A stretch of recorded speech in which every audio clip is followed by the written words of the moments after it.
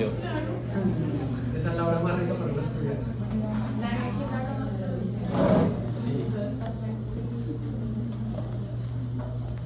No, y después de un día de trabajo, sentarse y leer un tema es relajante.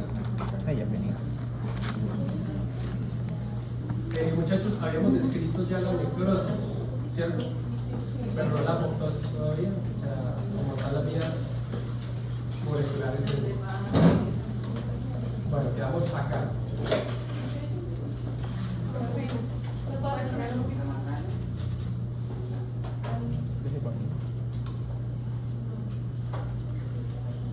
No, la única es Alejandro Messi.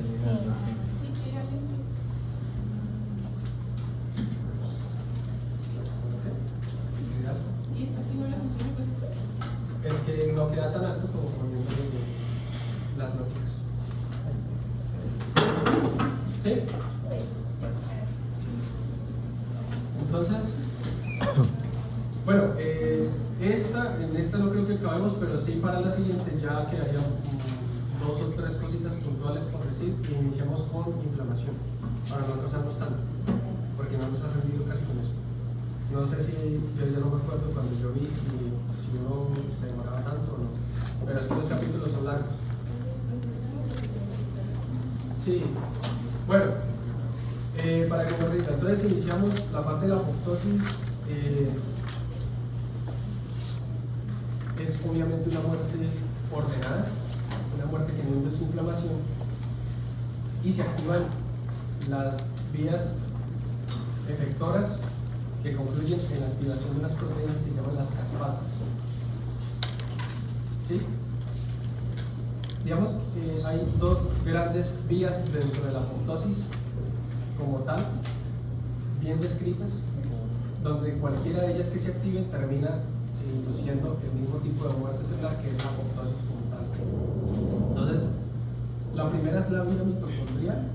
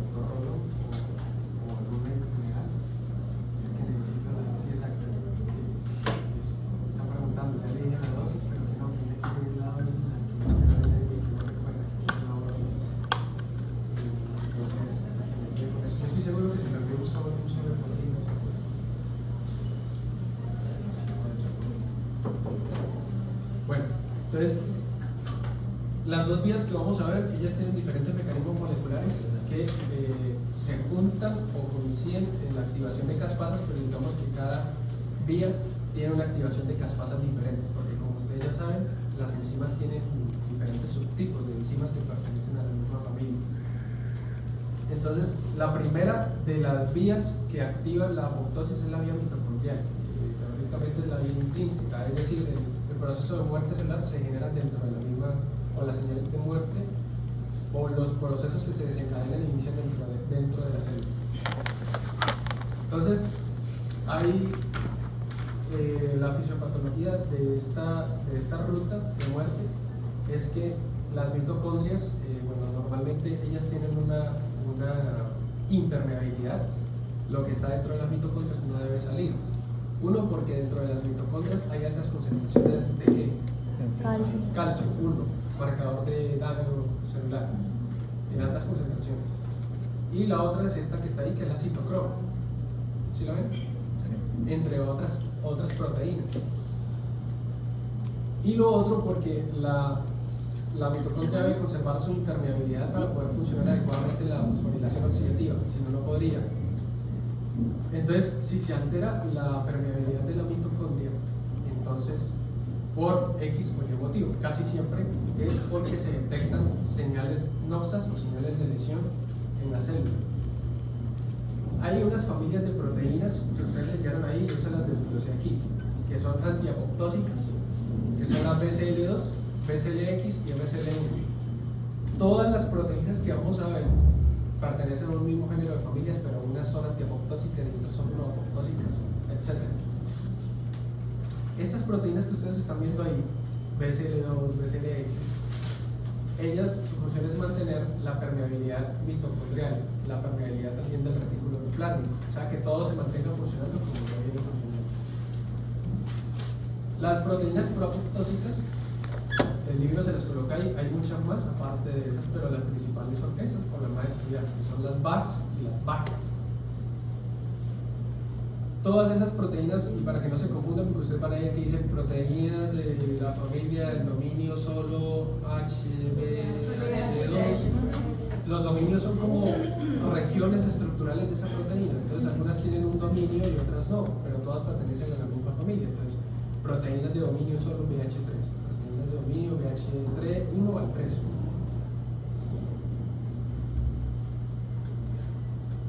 Listo, creo que eso es lo que necesitaba. Gracias.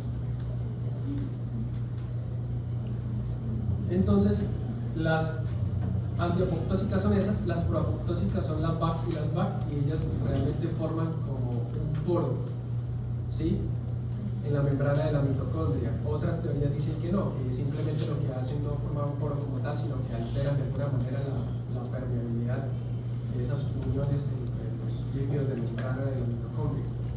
De cualquier manera, la activación de BACs y BAC hace que se altere la permeabilidad de la mitocondria, y eso desencadena un montón de problemas que vamos a ver ahorita. Hay otros, por ejemplo, indicadores de apoptosis de otras proteínas, las BAT, las FIN, y hay otras que actúan como receptores de daño celular, que son ¿cuáles?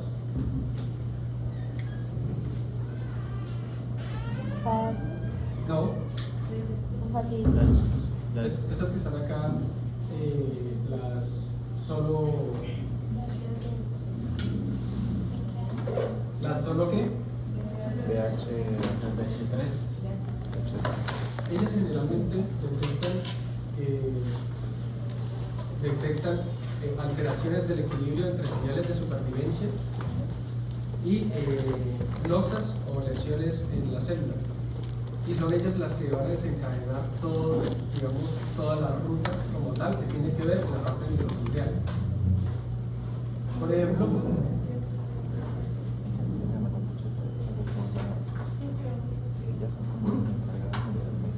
¿sí? Pero esas tipos solo BH3 no son las BAT, BIC, estas mismas, sino que es más fácil encasillarlas como proteínas que tienen dominio solo BH3. Por eso son iniciadores de apoptosis regulada, que actúan como receptores de daño. Ahí está, sensores de estrés y daño celular. Bueno, seguimos. Mentiras también. Eso yo se los voy a enviar por ahí también. Bueno, entonces, cuando yo tengo factores de crecimiento, por ejemplo, un ejemplo, en las células endometriales, en la primera parte del ciclo menstrual, que le dicen las células endometriales que tienen que engrosarse, porque la mujer probablemente se va a preparar para la fecundación. Entonces el endometrio se engruesa, las glándulas endometriales se ponen más grandes. Esos son señales de supervivencia, factores hormonales que están constantemente diciéndole a la glándula que tiene que crecer y mantenerse. Esos factores de crecimiento, esas señales de supervivencia, son sensadas por este tipo de proteínas, ¿sí? Por las proteínas sensoras, solo BH3, y entonces las mantienen tranquilitas, por decirlo de alguna manera, porque si estos factores se alteran, ellas empiezan y activan ¿a quién? Para desencadenar todo el daño mitocondrial. Pero mientras los factores de supervivencia y estimuladores estén activos, ellas se mantienen calmadas. Aparte, eso estimula también la producción de proteínas antiapoptosicas, que son las BCL2 y las BCL, o sea, las que mantienen la impermeabilidad de la membrana mitocondrial como tal, o sea, que funcione como debe funcionar.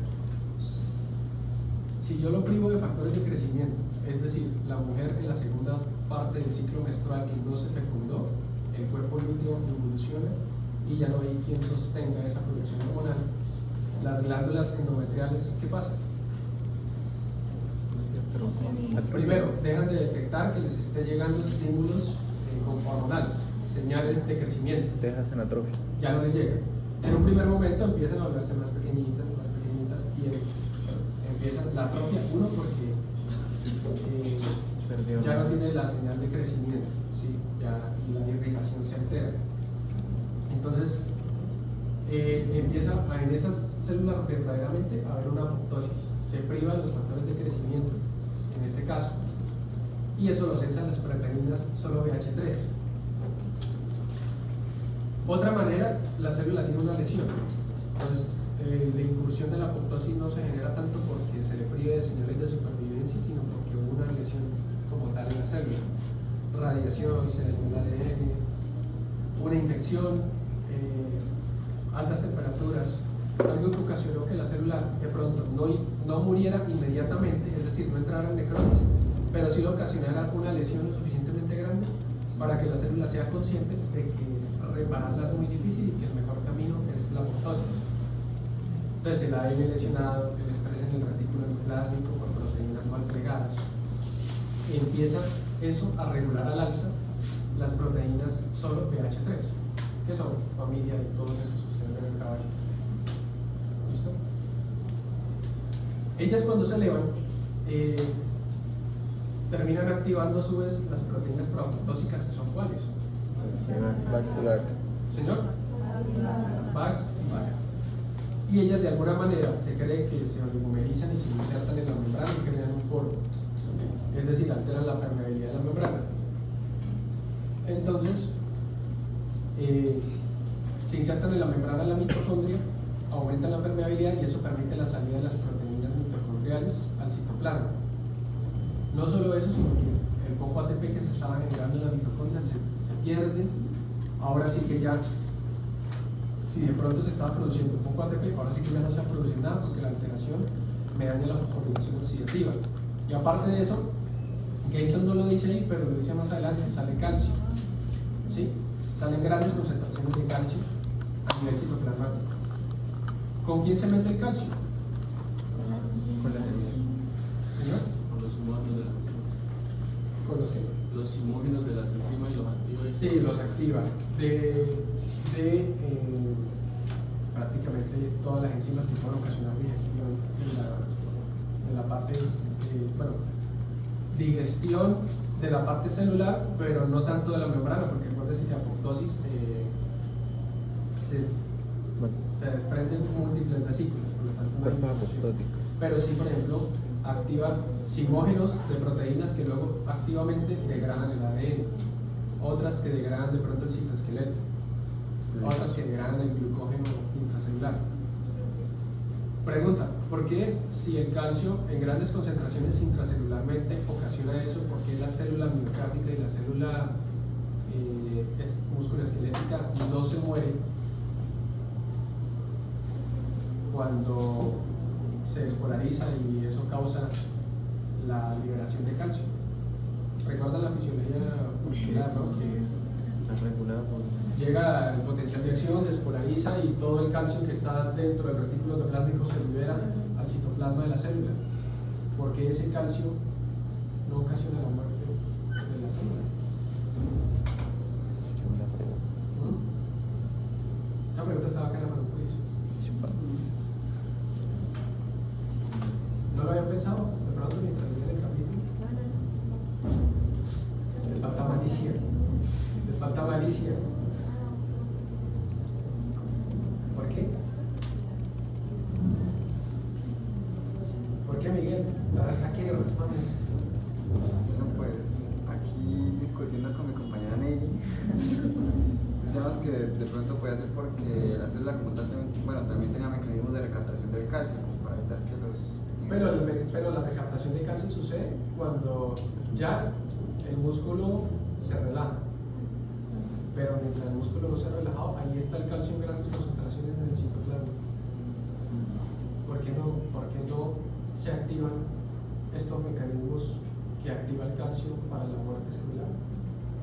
Si el calcio intracelular en grandes concentraciones, el receptor es marcador de daño intracelular. La respuesta es más sencilla. Porque todo ese calcio se une a la troponina. Es muy poco el calcio que queda libre. Entonces, todo el retículo endoplásmico empieza a liberar calcio. Y acuérdense que el calcio, ¿cuál es la función del calcio en la contracción muscular? Unirse a la troponina, ¿cuál? C. Eso provoca un cambio de conformación en toda la troponina que termina causando un cambio de conformación en quién? Tropomiosina, tira de la tropomiosina, libera los espacios que hay entre la doble cadena de actina, que normalmente esa doble cadena tiene mucha afinidad por la cabeza de miosina, pero en un estado de reposo la tropomiosina bloquea esos sitios activos y no se pega. Entonces el calcio se une, tira de la troponina, cambio conformacional, troponina tira de tropomiosina y puede unirse la cabeza de miosina a la actina. Eso es fisiología. Y pues todo ese calcio no está libre para unirse a las proteínas que dice el doctor, sino que todo el calcio queda atrapado por la troponina. Y cuando llega la relajación, simplemente las bombas de transporte activo del calcio regresan el calcio. Entonces, esa es la razón.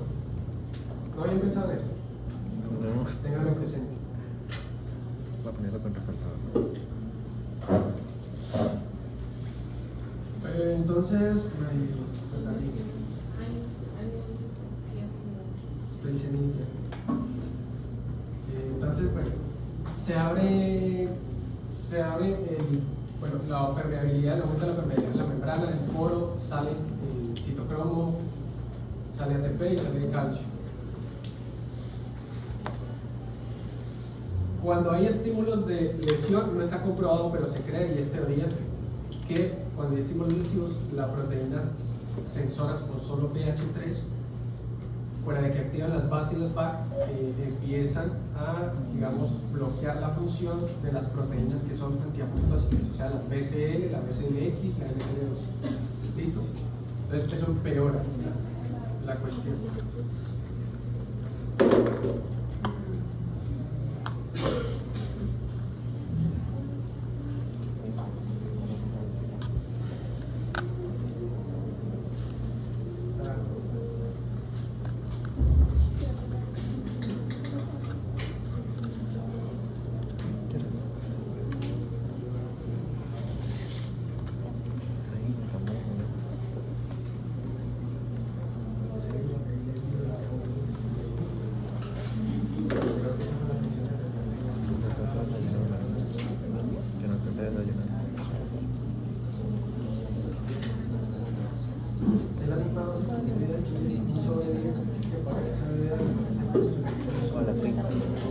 Bueno, Sí, hoy no pude ¿listo? porque no sé, pero me tuve que seguir viendo. ¿Qué más?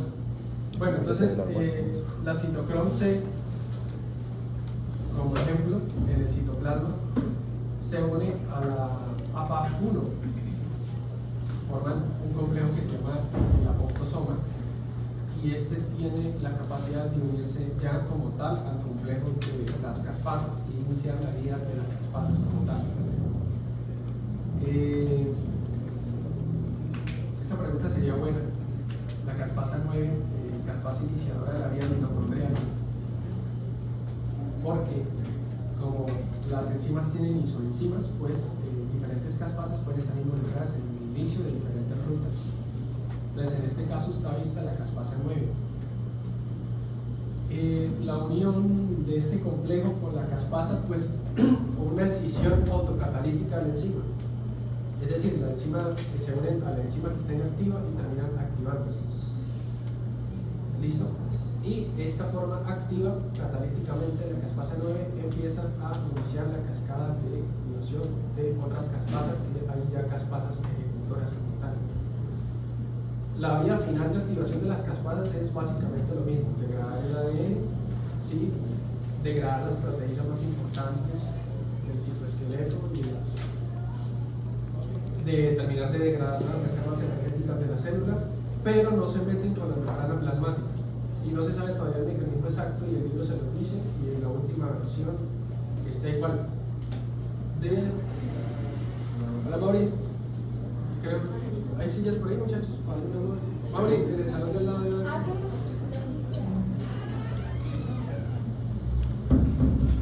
Entonces,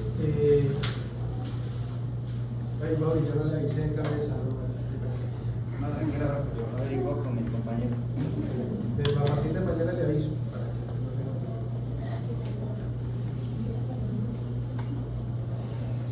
No, bueno, entonces, no me distraiga Isabel. Entonces, en la apoptosis sabemos qué sucede para la muerte celular, pero no sabemos por qué no se meten con la membrana plasmática y cómo es que se forman los cuerpos apoptósicos. Todavía no se sabe. Lo único que sí podemos decir es que, bueno, finalmente las caspasas terminan degradando los componentes más importantes de la célula y la célula termina fragmentándose en cuerpos englobados de membranas celulares, ¿listo? Que expresan algunas moléculas para que los reconozcan los fagocitos, o sea, los puedan eliminar sin inducir una vía inflamatoria. ¿Listo? ¿Claro hasta ahí? ¿O no? Bueno, vía extrínseca. Entonces, la vía extrínseca se va a iniciar generalmente por un receptor.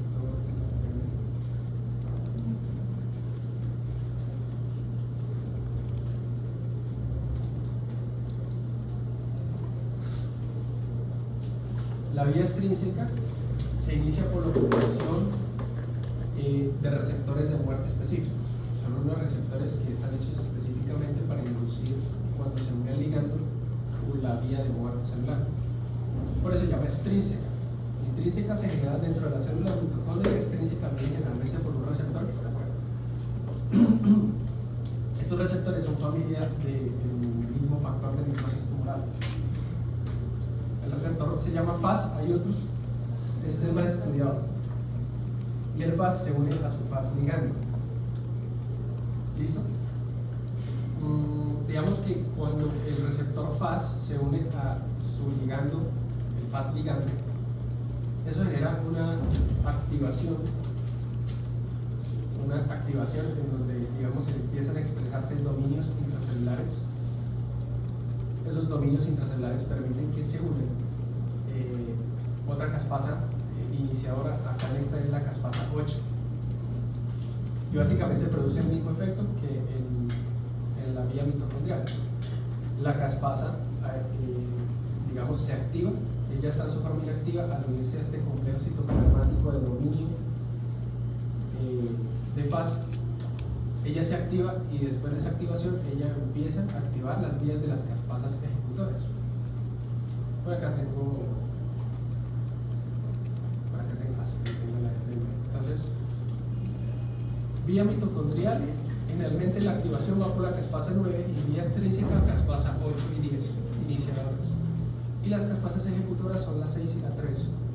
No encontré, investigué aparte y no encontré si las caspasas ejecutoras también se diferencian como las iniciadoras, o sea, es decir, si de pronto en la ejecución de la vía mitocondrial predomina más la 6 y la 3, o están las 2, no lo encontré. Así que por el momento, pues las capaces ejecutoras serían solamente esas 2. Señor. Profe, entonces como tal, FAS según la FAS L, sí, el FAS ligando. Esa es primera que son unas moléculas y luego la caspasa. Activación de las caspasas. Pero espérenme que les traje por acá. Acá está. Pero hay una parte no. ¿De dónde nos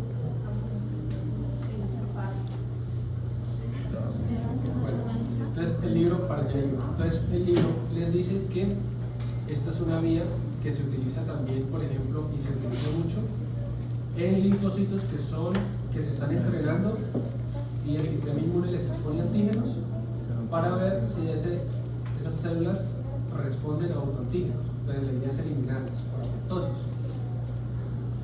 Porque imagínense eliminar por necrosis cada que una célula del sistema inmune que está en proceso de maduración y entrenamiento, reaccione contra autoantígenos. Sería catastrófico. Entonces, ese proceso se da por apoptosis. Ahí, entonces, en estas células, digamos, ellas se van a expresar el FAS, que es el receptor, ¿sí? Y hagan de cuenta que una especie de células presentadoras de antígenos le van a presentar el FAS ligando. ¿Sí me hago entender? Entonces, al reconocerlo,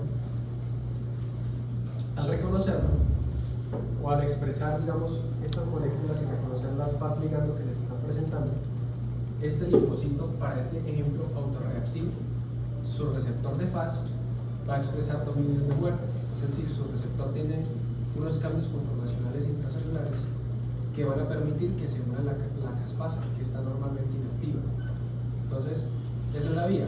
La célula que va a morir es la que tiene el receptor FAS, ¿sí? Es la que tiene el receptor FAS. Y para este caso, otra célula le presentaría el FAS ligando, ¿sí?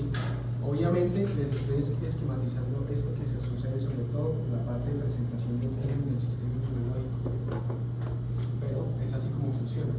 Y ya de ahí para abajo, de la activación de las caspasas, pues es lo mismo que sucede en la parte mitocondrial, degradación del ADN y degradación de las proteínas. ¿Listo?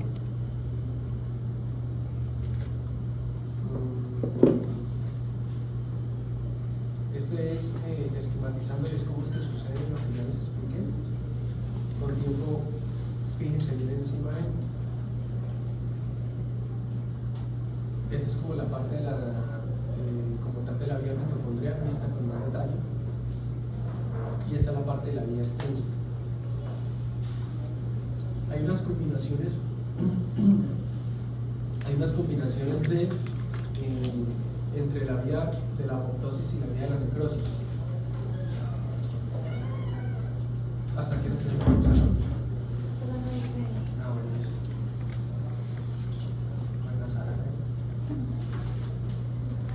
Entonces hay combinaciones de necrosis y apoptosis. De apoptosis porque se activan unas vías moleculares muy parecidas a las que se activan en la apoptosis, pero tienen características de necrosis porque pueden inducir inflamación, fiebre, sintomatología, mientras que la apoptosis es silente. Entonces, son receptores también de la familia del factor de necrosis tumoral. Son receptores que activan complejos como usted lo ve, y la proteína la RIC. Esta proteína RIC, digamos que tiene la particularidad que se une a receptores de dominio de muerte y no permite que se activen las caspasas. Entonces, en ese sentido, difiere un poquito de la parte de la apoptosis. Al contrario, activa otras proteínas, las LKL, que ellas sí están asociadas a daño de la membrana plasmática. Lo único que de que sí me interesa que entiendan de la necroptosis es que básicamente es una combinación de ambas, pero que esta sí va implicada inflamación de por medio por la ruptura de la membrana plasmática. Se llama necroptosis, ¿por qué? Porque es que en la necrosis como tal normal uno no ve activación de vías moleculares ordenadas, es decir, que esta enzima active que esta no. En la necrosis la célula muere instantáneamente y ya, o muere en cuestión de segundos, lo que no le da el tiempo de ponerse a activar rutas moleculares. Acá hay una activación de rutas moleculares, pero la activación de la ruta molecular conlleva a daño de la membrana plasmática e inflamación. Entonces tiene parte de apoptosis por el orden que maneja, pero parte de necrosis por la consecuencia final que presenta. ¿Listo? ¿Claro hasta ahí? Bueno. Y la piroptosis es básicamente lo mismo, pero se mete ya con la parte de la producción y la interleuquina 1, y la interleuquina 1 está entre las interleuquinas que induce fiebre, entonces por eso se llaman pilo. ¿Listo? Y recluta también células del sistema inmunológico. Este es el mecanismo de autofagia, ¿no? Células. Autofagia puede ser un mecanismo que tienen las células para sobrevivir en medios en donde no tienen muchos recursos para sobrevivir, pero que esa carencia no la lleva inmediatamente a la muerte. Sí, exactamente. Como término final, una autofagia puede llevar a atrofia celular. Células de pronto de algunas zonas que tienen escaso flujo sanguíneo y ellas notan que les llega menor recurso de oxígeno, menor cantidad de energía, de sustratos energéticos, pero esta carencia, por ejemplo, de sangre no es suficiente para matar la célula, le permite vivir al mínimo. La célula como mecanismo de adaptación pues va utilizando la autofagia, uno, para utilizar sus propios recursos para suplir sus necesidades energéticas, y dos, porque tiene que reducir sus recursos al mínimo, o sea, sus recursos que requieren energía. Si una célula tiene escaso riego sanguíneo y tiene demasiadas proteínas transmembrana, demasiadas proteínas y enzimas funcionando, eso requiere muchísima energía que ella no tiene.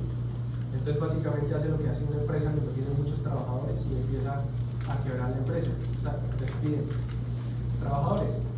En este caso la célula degrada y empieza a degradar componentes enzimáticos que de pronto no va a necesitar tanto para reducir su gasto energético al mínimo. Eso finalmente va reduciendo el tamaño de la célula. Llega un momento en que ya la autofagia conlleva un daño tan irreparable que la célula termina muriendo. ¿Listo? Pero es un mecanismo de adaptación.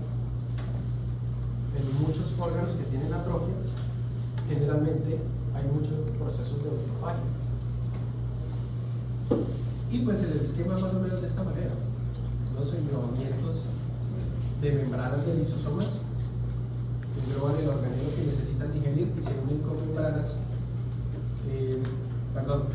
englobamiento de membrana celular, especie de vacuolización, engloban el organelo y esos organelos se unen más adelante con enzimas de los lisosomas que están activas y degradan estos componentes celulares para utilizarlos para producir energía y reciclarlos.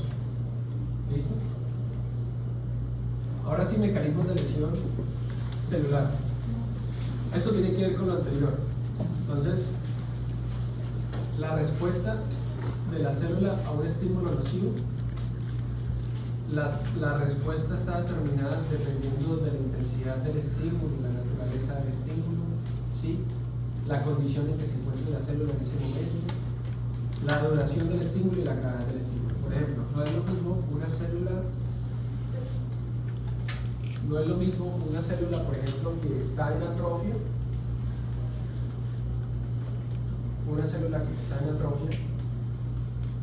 que su metabolismo de pronto no es tan bueno, a una célula que de pronto pues no está en hipertrofia pero está funcionando normalmente, tiene reservas energéticas, y las dos se someten a una isquemia transitoria de algunos minutos. Tiene más para resistir la célula que está normal en ese momento, ¿cierto? Aunque no se confundan. Por ejemplo, una célula que está en hipertrofia pudiera en determinado momento reaccionar peor a una isquemia que una célula que está en atrofia. ¿Sí sabrían por qué? ¿No? Porque la célula que está en hipertrofia tiene un metabolismo muy alto y no pudiera sostener ese metabolismo si la isquemia fuera súbita, no le daría tiempo de ajustarse. Mientras que la célula que está en atrofia, pues digamos, va a tener una lesión, pero ella tiene sus funciones al mínimo, entonces pudiera resistir algo. Una célula que está normal y una célula que está en atrofia, digamos que la sometemos a un estímulo nocivo como una isquemia o un estrés metabólico, es una cuestión. Claro, la célula que está en atrofia está acostumbrada a trabajar con niveles de pronto ya más mínimos de oxígeno y de recursos, pero si yo se los quito de todo y la someto a estrés, no tiene cómo responder ya está en su máximo, digamos, grado de adaptación. La célula que está funcionando normalmente de pronto tiene algunas reservas de ATP para sostenerse algunos minutos, algunas reservas de glucógeno. Entonces, la respuesta celular depende mucho de de cómo se encuentra la célula en este momento, ¿sí? No es lo mismo usted como paciente se enfrentar a una enfermedad a un paciente que ya tiene una comorbilidad y está deteriorado, que le llegue esa misma enfermedad que le llegó a usted. ¿Sí van a entender? Por ejemplo, a cualquiera de nosotros nos da una diarrea y pasa, pero un paciente, digamos, que lleva en la UCI 3 meses por una tuberculosis grave, estuvo intubado y ha sido alimentado por sonda o está comiendo pero está comiendo muy poquito y le da una diarrea de la misma magnitud, le va a dar mucho más duro porque ya está deteriorado nutricionalmente. Algo muy parecido pasa acá. Depende de la naturaleza de la célula. Por ejemplo, no es lo mismo causar una isquemia por unos minutos a una célula del miocardio a una célula del músculo esquelético. El libro lo dice. El músculo esquelético reposa, mientras no se utilice puede llevar sus funciones al mínimo y no lesionarse. Claro, si la isquemia no es por mucho tiempo. El músculo cardíaco no tiene esa posibilidad, él tiene que seguir funcionando, por lo tanto sigue quemando oxígeno, por lo tanto el músculo cardíaco es mucho más sensible y mucho más proclive a lesionarse que el músculo esquelético. O no es lo mismo una célula del sistema nervioso central someterla a una isquemia por unos minutos a tomar un hepatocito y someterla a una isquemia. El hepatocito podrá por muchos minutos sostenerse, ¿sí? Porque acuérdense que los hepatocitos tienen grandes reservas de pero las células del sistema nervioso central no, ellas son muy sensibles a la isquemia. Entonces, con pocos minutos de isquemia puedo tener daños irreparables de la neurona, más no del hepatocito. Entonces, también depende de la naturaleza de esa célula, de la gravedad y de la duración de la lesión. No es lo mismo someter a la célula a una isquemia parcial, tapar parcialmente una arteria, a taparla completamente. Intensidad del estímulo. No es lo mismo someter la célula a una isquemia completa por 1 minuto a someterla por 10 minutos. Duración. Entonces, estamos hablando de gravedad y duración. Todos esos factores influyen en cómo se comporta la célula finalmente. Entonces, las consecuencias de la lesión celular pues dependen del tipo de célula, el estado de esta y la capacidad de adaptación que tenga esa célula. Y un estímulo nocivo, cualquiera que sea, puede desencadenar, digamos, múltiples mecanismos de daño. Puede lesionar tanto la membrana plasmática al mismo tiempo que lesiona la mitocondria. ¿Sí? Un ejemplo. Entonces, dianas intracelulares de estímulos nocivos. ¿Cómo finalmente llevo yo a la muerte a la célula con un estímulo nocivo? Puedo meterme con varias cosas, entre ellas lo más fundamental, mitocondrias. ¿Qué más?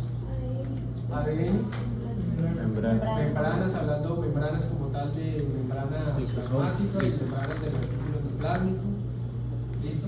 Membrana mitocondrial misma. Entonces, una de las dianas intracelulares de los estímulos nocivos es el daño mitocondrial. Entonces, los estímulos nocivos, todos ellos, cualquiera que sean, coinciden en la formación o el aumento de la permeabilidad de la membrana de la mitocondria, que era lo que estamos hablando. Formación de poros en la membrana mitocondrial y transición a esa permeabilidad mitocondrial para que, digamos, se liberen esos componentes proapoptósicos. Pero, según la intensidad del estímulo, aunque se liberaran componentes proapoptósicos, yo pudiera no terminar en apoptosis sino en necrosis si el estímulo es muy, aunque se estén liberando proteínas proapoptósicas. Por ejemplo, cuando se altera la que ustedes vieron ahí, se altera la permeabilidad de la membrana mitocondrial, ¿qué es lo primero que empieza a afectarse? Producción de ATP. Ahí está, producción de ATP. La producción de ATP conlleva, bueno, disminución del metabolismo de las enzimas, recambio de proteínas, todo eso, pero lo más fundamental y lo que se ve en un primer momento es la afectación de la bomba sodio y potasio. Entre otras, ¿no? Bombas de calcio, que ese es otro problema. Bombas de calcio, bombas de hidrógeno en algunas células, bombas de cloro. Todas las células que dependen del transporte activo, gasto de energía, se comprometen. Pero lo más fundamental acá es bomba sodio y potasio porque me altera mucho las concentraciones hidroelectrolíticas de la célula. Entonces, ¿qué sucede si tengo una alteración de la bomba sodio y potasio? La célula. ¿Quién se acumula en el interior? El agua. No. El líquido. Sodio. Sodio de agua. Sodio. Y arrastra El sodio por poder osmótico arrastra agua. que causa edema. Arrastra agua. Acuérdense que yo tengo unas acuaporinas normalmente abiertas que me permiten difusión de agua. Si tengo daño celular, Por ejemplo, pues tengo también una alteración de la membrana plasmática, por ahí puede entrar también. Lo que yo finalmente tengo en un primer momento es una tumefacción celular. Una tumefacción celular. O sea, hasta este momento de la ruta se va apareciendo mucho de la necrosis. Tumefacción celular. Esa tumefacción celular causa también tumefacción en los demás organelos. Entre esos, ¿quién? Mitocondria empeora y retículo endoplásmico.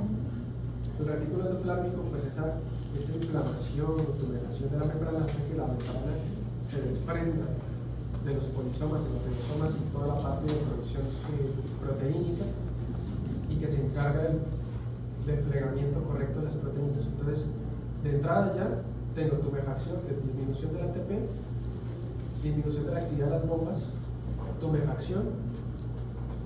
Esa tumefacción en diferentes órganos pues me empeora toda la lesión y en el retículo endoplásmico pues me cancela ya la producción de proteínas.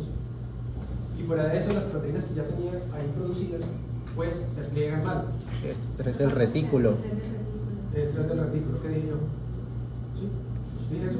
Ah, Estrés del retículo. Eso hace que bueno, no se produzcan más proteínas y las proteínas que están ya de pronto producidas se plieguen mal. Eso causa estrés del retículo. Que aparte de eso, ellos mismos, por eso mismo, desencadenan más rutas de muerte celular. Entonces fíjense cómo esto es muy difícil echarlo a reverso. Ahora, disminución del oxígeno, pues detiene la fosforilación oxidativa. Eso también afecta la producción de ATP, activa algunas enzimas la fructoquinasa. que están ahí, que ellas tratan, como se afectó el ATP, pues necesitamos ATP para seguir funcionando, no tenemos oxígeno, pues tratan de degradación del glucógeno para llevar esa glucosa a producción de energía. Como no tenemos oxígeno, tratan de activar la parte de glucólisis anaerobia. Entonces hay acumulación de cuerpos cetoácidos o Lactato. cetogénicos, disminución del pH, que también es marcador de daño celular, producción de ácido láctico. Entonces, esa disminución de pH me altera también algunas enzimas, me va a inactivar algunas enzimas. La disminución de, bueno, ahí ya lo expliqué, aparte de la alteración del retículo endoplásmico. Esa alteración de la parte de membranas me puede alterar también las membranas lisosómicas, liberación y toda digestión de la célula misma. Como hay menos producción de ATP, bueno, como hay menos oxígeno, el oxígeno también a nivel mitocondrial me ayuda mucho con la parte de la aceptación de electrones.